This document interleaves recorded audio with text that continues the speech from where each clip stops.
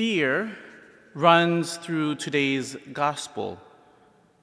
Jesus returns to it again and again, not because fear is imagined, but because it is learned. Fear teaches people how to move through the world.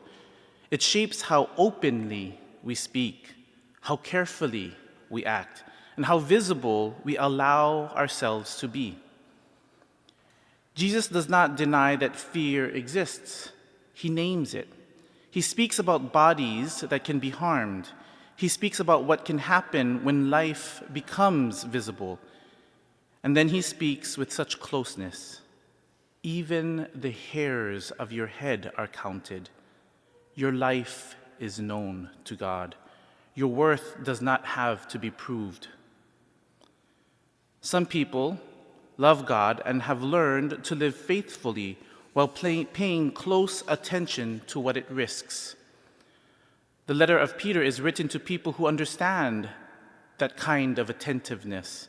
It speaks about conscience. It speaks about gentleness and reverence. It assumes a world where faith can be misunderstood and where words can be used against you. Peter is not encouraging silence, but wisdom. He is naming a way of living faithfully that takes real life seriously. Some people love God and have learned to live faithfully while paying close attention to what it risks. And in ministry, I've come to know people for whom belief is not the struggle. The struggle is knowing where it is safe to be fully known. They listen closely before they speak. They read rooms. They weigh what they share. They don't do this because their faith is weak, but because it matters deeply to them. They want to remain honest without losing themselves. And that kind of faith is lived with attention, patience, and courage. Saint Sebastian lived in that same tension. He carried his faith within a system that demanded clear loyalties and punished divided ones.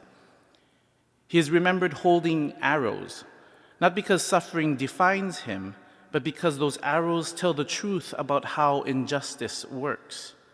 They strike the body, but also they try to wound the dignity of the person. When his faith became visible, Sebastian bore real risk, and still the arrows did not get to decide who he was. His faith endured, his dignity endured. And some people love God and have learned to live faithfully while paying close attention to what it risks.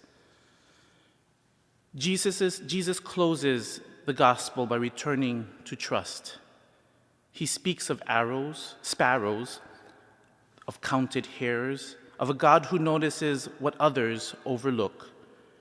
And for those whose lives have been shaped by risk, who have learned to live attentively, the gospel speaks with reassurance. What strikes you does not define you.